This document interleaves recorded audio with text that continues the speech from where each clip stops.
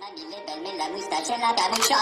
Casito patanilo, mira tacatiki puneti. Casito patanilo, mira tacatiki puneti. Casito patanilo, mira tacatiki puneti. Casito patanilo, mira tacatiki tacatiki. Casito patanilo, mira tacatiki puneti. Casito patanilo, mira tacatiki puneti. Casito patanilo, mira tacatiki puneti. Mamie belle, la moustache et la capuchon. What's going on? This is your man John Fortune, your host of the Frustrated Fan Sports Show.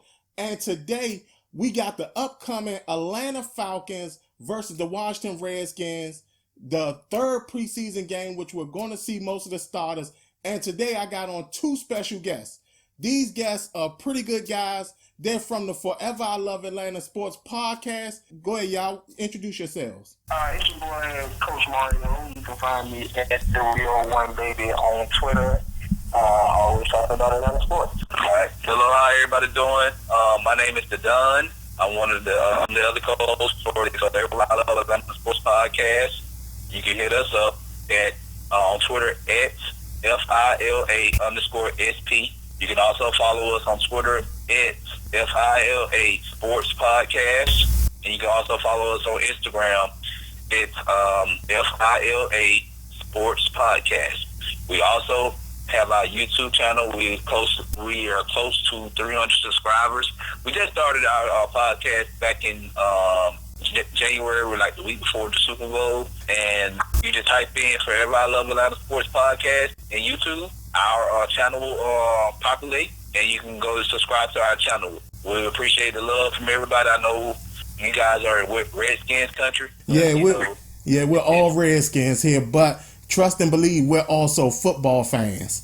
Exactly. And we don't just talk about Falcons. So if any of you guys out there in DC, if you're a Braves fan, if you're a Atlanta Hawks fan, if you're an Atlanta United fan, if you're a Georgia Bulldogs fan, the Georgia Tech fan, look, we cover all Atlanta sports, all Georgia colleges. So we do a show every week. And we also starting up a new show talking about college football. It's going to be Rivalry Week. That's the name of the show. Fleetwood Sports Podcast Rivalry Week. And we're going to start that show is going to start next Wednesday. We're going to preview the Georgia Tech and Clemson game. Yeah, so that means, of course, we're going to be doing a lot of talking because I talk about the Wizards along with the Nets. And, of course, us and the Nets, the Braves and the Nets have like a long heated rivalry. So we'll definitely talk about that. But right now we're going to talk about football. All right. So I'm going to give you guys 5 questions, and y'all just rail off on these questions and stuff like that. So this year you guys drafted 2 offensive linemen pretty early in the draft. Do y'all feel that those were the right decisions, or if not, what was the option you guys felt should have been done in the draft? Well, I'm going to say this. We follow a group of scouters, Unintentional Grounding. Check them out too. They also have a YouTube page. Lieutenant Dan, he does a great job breaking down film. He's also going to start working on breaking down film for other teams as well. So hit him up, Unintentional Grounding, on Twitter and on YouTube. But we did a lot of pre-draft scouting, and we just thought that the team was going to hit just off the struggles we had last year. We had struggles on both sides of the ball as far as the trenches, offensive line and defensive line.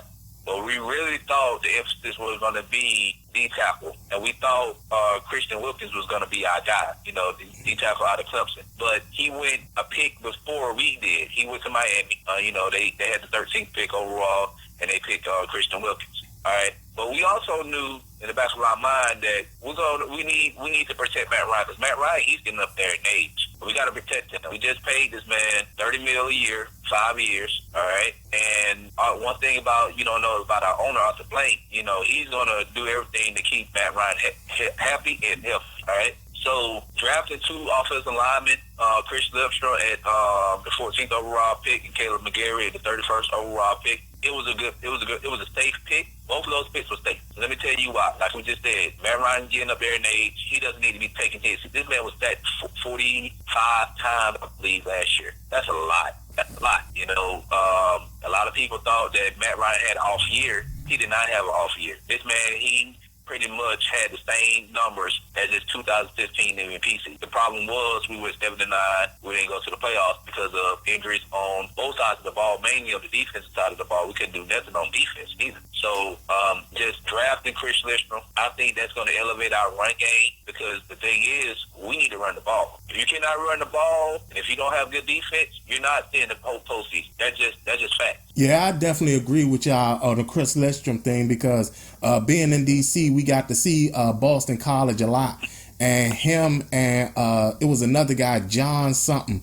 But those two guys were like dominant offensive linemen. So, yeah, you guys did a pretty good job in picking those two linemen with, I think the other guy's McCreary, right? McGarry, right tackle out of Washington. Right. Last year, our right tackle, Ryan Schrader, this man was a turnstile. This man allowed T.J. Watt, J.J. Watt, little brother, eat in that game we played against them, Pittsburgh. We have, like I said, we have problems on both sides of the ball, and we let go Ryan Schrader. We have Ty Sombrello here, but Ty Sombrello, he's not the long-term fix for this team. So we had to get younger. We have to get younger on this offensive line, because we have Alex Mack. We don't know how long he has left. We had, what was the guy last year? We had a left guard that got hurt. What was the guy, Coach? Got his name already. Coach. He's the guy. I want to say Clavo, not Clavo. He put me on the spot now.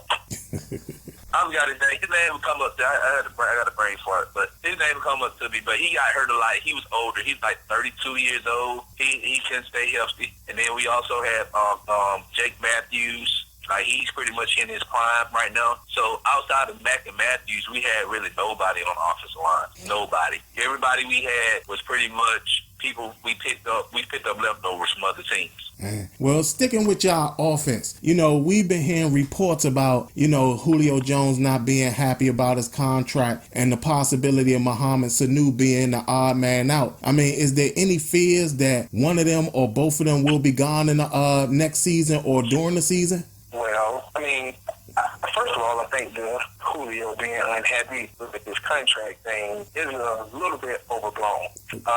Julio, a lot of people think that Julio was sitting out or is sitting out because he wants to be the highest paid receiver in the league. First of all, Julio hasn't come to OTAs. It was a big deal last year when he didn't come to OTAs. Julio hadn't been to OTAs in years, so it wasn't a big thing to stop him there. So the thing about him holding out, he was never holding out. It was about guaranteed money. Julio he used up all the guaranteed money in his contract. So as any professional football player, we all know, it's always about the guaranteed money. So I think the Julio being unhappy with his contract, I think a little bit to the national media outside of Atlanta, I think it's a little bit overblown. Julio isn't unhappy. Arthur Blank told him last year Julio will get it done, and Arthur Blank also told him that Julio, you will be the highest paid receiver in the league. Julio said a long time ago, AB told me that I'm good. AB is our owner, for you guys who don't know, the owner of the Falcons, Arthur Blank. He told me I'm good, I'm straight. So I think that's a little bit overblown. Don and I actually both took some heat on Twitter because we thought that possibly it was a possibility that Mohamed Sanu wouldn't be back this year because we were facing some cap issues. That doesn't mean we don't like Mohamed Sanu. We just have emerging Calvin Ridley, and we have a second receiver that's making $4 or $5 million that, a lot of second receivers in the league aren't making that. Don and I both think that it's a possibility that Mohamed Sanu won't be here next year for cap reasons. Oh, okay. And here's my take for it. You have Julio Jones. Everybody knows who this is. The house no back. Okay, one of the best receivers in the league. Well, he is the best receiver in the league, and that's not debatable. This man, every time he's on the field, he commands 6 eyes on him at all times. You guys know because what happened in the game last year when we played you guys. I'm not trying to stir the pot. But Julio, matter of fact, he scored his first touchdown against Washington last year because it's difficult how the way defenses they do now. They try their best to keep Julio Jones from getting a lot of yards over on their defense and keeping him out of the end zone. That's how they game. That's how defensive coordinators game plan when they play against Atlanta Falcons offense. But you have Julio Jones, you have Calvin Ridley, all right. You have Austin Hooper, all right. Austin Hooper, Calvin Ridley, those guys are easily second, third receivers on that team, all right. Hooper just came from a Pro Bowl season, okay. Calvin Ridley had pretty much one of the best seasons as a rookie wide receiver. Did better than DJ Moore. Did better than who's the other kid that got drafted last year? Forgot, but he had one of the best seasons as a rookie. Russell Gage. Yeah. I'm talking about just in the NFL period among rookies, top rookies that were drafted. But and you have so Sanu is pretty much third debatable on the depth chart. I'm talking about receivers, and I'm talking about tight ends, and also don't forget our running backs, because our running backs they can catch the ball out the backfield too and gain some yards so you can get in the end zone. Freeman, he's healthy. When a healthy Freeman is really dangerous. And then we have Ito Smith. Then we have a new person that we just drafted, Quadre Olsen. He showed blemishes of that during this preseason, and Brian Hill if we decide to keep him. Well, that's good. That's good that you actually said that, because that was my next question. With y'all losing Devin Coleman, did y'all have a replacement for him to help Devontae Freeman in next year? Well, Ito had emerged last year. He didn't splash on the national, but last year he would come in and he would get his 5 to 7 carries, and he impressed some people last year. We have a guy in the preseason that's Brian Hill. He's a fan favorite from camp, and just all the fans are rooting for him. Just brought up Quadri Ellison. So the main thing that Tevin Coleman gave us was he was a big receiving threat out of the backfield. So we'll lose that. But as far as having just a capable back behind Devontae, we're not worried. Falcons fans not worried. We believe in the guys that we have. We think they can do it. All right. Well, moving on. Y'all defense, along with Vic Beasley, had a down year last year. I know y'all had a lot of injuries in that secondary. Do you feel that they're going to bounce back this year? All right. Well, let's get to the Vic Beasley thing, because if you watch if everybody watches our content on YouTube, we're very vocal on Vic Beasley in a positive manner and what Vic Beasley can do. Everybody's still looking at, and even our own fans, bashes Vic Beasley saying, Vic Beasley's trash because he's not getting double-digit sacks. Sacks are good, but sometimes that can be kind of misleading, because if you got to look at the pressure. It's pressure percentages that you got to look at. All right, if you go on to Football Outsiders and you look at D tackle, outside linebackers, or defensive ends, you need to look at their pressure percentage. If they generate enough pressure, then you know that this person is legit. Vic Beasley had last year, he had one of the best pressure percentages on the entire team. Better than Tad McKinley, better than Grady Jarrett, better than Terrell McClain, he was trash. But better than Landry Campbell, better than Brooks Reed. All right. Now we know that some DNs or pass rushers, let's just say pass rushers, okay? Because cornerbacks can rush the quarterback. Let's just be honest. A player can trip over 3 or 4 sacks in the game. It all depends on who they line up against. Look at Adrian Claiborne back in 2017 when we played the Dallas Cowboys. This man had 6 sacks in that game against the Cowboys, but he was playing against a backup. He was playing against a backup tackle. So it's all about overall pressure percentage. But going back to Vic Beasley in 2019, this season, Dan Quinn is taking over this defense. He is the defensive coordinator, okay? He did not bring anybody in to replace Marco Emanuel, who was our defense coordinator the past couple of years. Dan Quinn knows about defensive line. That is his forte. When he was a defensive coordinator in Seattle, when he won the Super Bowl. Before that, he was in Florida, and before that, he played. I guess he was at Seattle for a year. And then before that, he was with the New York Jets. You remember the Jets? Those 2 years back in 2009, 2010, or whatever. They had one of the best defenses in the league. They was that close from going to a Super Bowl, I believe in 2009.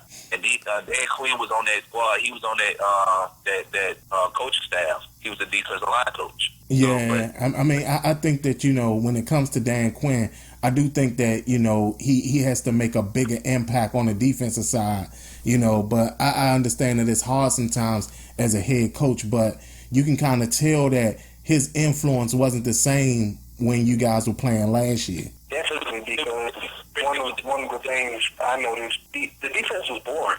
One of the things that we know from Dan Quinn, he'll get very creative to bring pressure, especially with the packages that he used. And we didn't see that last year. Last year, we were pretty much vanilla. We rushed 4, and sometimes we bring a fifth guy from the outside. We didn't do a lot of stunting. We didn't do a lot of twisting. We didn't do a lot of inside game. And we know that Dan Quinn will line a linebacker up in the one, he'll slide a guy. You know, he'll just move guys all around, and you see that creative front that he'll do. And we definitely didn't see that last year with Marquand Manuel. Yeah. Marquand Manuel, he didn't do enough stunts. Like, Vic Beasley is dangerous. Like, here's the thing. Vic Beasley is not good when he got a there's a 3-point stand, but if he's, like, standing up, like, you know, like, wide 9 or, you know, and blitzing the A-gap, like, he's dangerous. He can, like, you gotta scheme him to get sacks. You gotta scheme him to get to the quarterback. Now, if you have him lined up against a right tackle or a left tackle, chances are he's not going to get there. All right. With that being said, you know, if you guys go win 7 games or 8 games this year, do y'all think that this will be the last year for Dan Quinn in Atlanta? I don't think so, and I'm gonna tell you why. Before Dan Quinn got here, okay, we in 2012 we was like one play away from going to the Super Bowl, playing in New Orleans. All right, under Mike Smith did not develop any talent. Now, yes, he was under the realm of drafting Matt Ryan, Julio Jones, but outside of that, who he developed? No one. Dan Quinn came in 2015. Let's look at the draft class in 2015 when he came. He drafted Vic Beasley. All right, he got a stat title 2015. Grady Jarrett. We drafted Grady Jarrett in the 5th round. All right, 5th round. All right.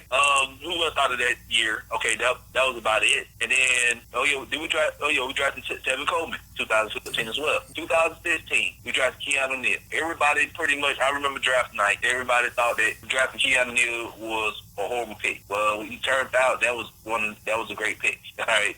And then we drafted who else we drafted? We drafted Deion Jones, Debo, okay. We also drafted Devondre Campbell. We drafted who else we drafted, Coach? I don't know, but this is one of the ones where being done different a little bit, because I think it's a strong possibility that we could do something different. If we win 6 or 7 games this year, I definitely think that they can make a change. So, Don and I differ a little bit on that. It all depends, but here's the thing, it all depends. It all depends on the scenario. Now, if players can't stay healthy, then if we lose, here's the thing, with a healthy Atlanta Falcons team, we can easily win 10 games or more.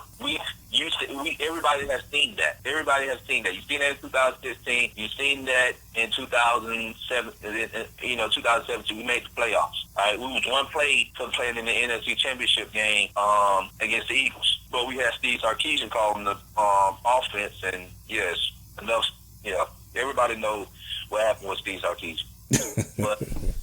But the thing about Dan Quinn is this man has developed a lot of talent, especially on the defensive side of the ball. This man said when he became the head coach of the Falcons, he said that he wanted to be a balanced team. Because before then, we were just all offense. We were just a lot of flash. No substance, all flash. And this is the thing, if you can't win in the trenches, you're not winning the Super Bowl. Right. Look at the Philadelphia Eagles in 2017. Yes, they had Nick Foles. Yes, they had Jay Ajayi. But one thing about it, they had an all-pro offensive line. Everybody on that offensive line were all pros or Pro Bowlers. All right, defensive side of the ball, they brought in veterans, Chris Long, and they drafted the guy out of Tennessee, I believe, Derek Barnett. All right, he made a key strip sack in the Super Bowl that pretty much sealed the game for the Eagles. So if you cannot win in the trenches, you're not going to win the Super Bowl. Dan Quinn is doing everything he can to bring a Lombardi Trophy here to the city of Atlanta. And I believe he will. Thing is, we just got to stay healthy. Last year, we got dealt the backhand. In that first game of the season, Debo went down and Keanu Neal went down. Those two right there, those are our best tacklers on the team. We saw when they went out what happened. Teams running the ball. We can get any key turnovers. Because Keanu Neal, we know he can strip the ball and get a fumble. And also with Debo, he led the team in interceptions, I believe, in 2017. So without those two people, you lost the middle of your field. And we also we had key injuries with Ricardo Allen. He's like our coach on the defense. And we lost Grady Jarrett for a couple of weeks. And we lost Pat McKinley for a couple of weeks. And I believe Vic Beasley last year, for a certain amount of time, he was playing with an injury for something. So this team was banged up last year. And for us to finish 7-9, I feel like that was depressing. Because everybody thought that we were going to end up just just winning 4 games. But the last few weeks of the season, we finished the season 7-9. And here's the thing too: we could have made the playoffs, and I'm not trying to sound like one of those fans that coulda, shoulda, woulda, but there was 4 games that we could have won. All right, there was the Saints game when they played us in Atlanta. They beat us in overtime. The Bengals game, that game came down to the very few seconds of the game. We wouldn't play the Cowboys.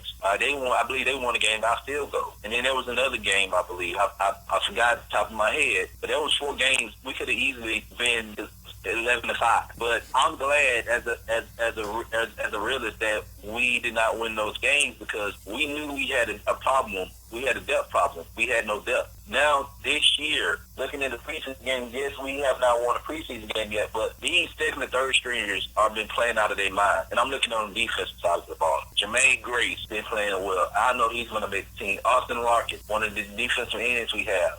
This team has been playing well, as far as our depth pieces go. So what do you feel is going to be, what's your prediction for the game, the preseason game, or what are you actually looking for in the game, just as, players to stand out or situations that you feel is going to happen? What are you really looking for in this game? I don't make predictions on preseason games. I just scout and evaluate. That's all you can do as far as preseason. If you're looking forward, and we told our followers this, if you're looking for wins or losses in the preseason game, then what's the purpose of you watching it? It's going to be an ugly game, because you have second and third string. You have people on there that's battling for a spot on the team out there playing. It's all about scouting. It's just a glorified scrimmage. That's all it is. I'll mainly be looking for what I've been looking for all preseason. Lindstrom, our rookie guard, and I've been paying Oliver. He'll be taking over from that ship offer. So, I'm watching those down there. As far as the other guys, I think we'll call for Miller. So, like I'm saying, Dan Twins, creative front. I don't think we'll see that. I don't expect to see that. So, I would like to say I'm just looking for more individual skill, individual talent. As far as the scheme and game plan, I don't care much about that. Because, like I say, I know the starters will play more in this game. But when you get to the fourth quarter, a guy could come down and make a bonehead play and move the game, and he could not be on the team next week. So, I don't care about that, I appreciate y'all coming on. Again, reach out to my guys. Let everybody know where you guys, where they can find you guys. You can find us on Twitter at FILA_SP. You can also follow us on Facebook at FILA Sports Podcast and on Instagram at FILA Sports Podcast. Also, subscribe to our YouTube channel, Forever I Love Atlanta Sports Podcast. Type it in just like I just did it, Forever I Love Atlanta Sports Podcast, and subscribe to our channel. I said, come holler. So just come holler at your hometown sports podcast. We do a show every week, every Sunday. We're going to start doing the show Wednesdays. So Sundays and Wednesdays, we're going to drop new content, and our shows are live. All right, man. I appreciate y'all coming on the show. Other than that, y'all, this is your man, John Fortune, and this has been the Frustrated Fan Sports Show.